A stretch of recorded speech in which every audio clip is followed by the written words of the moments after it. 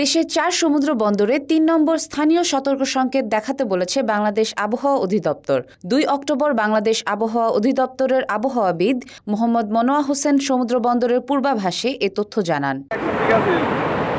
এতে বলা হয়েছে, সক্রিয় মৌসুমি বায়ুর প্রভাবে উত্তর বঙ্গোপসাগর ও বাংলাদেশের উপকূলীয় এলাকায় গভীর সঞ্চালনশীল মেঘমালা সৃষ্টি অব্যাহত রয়েছে।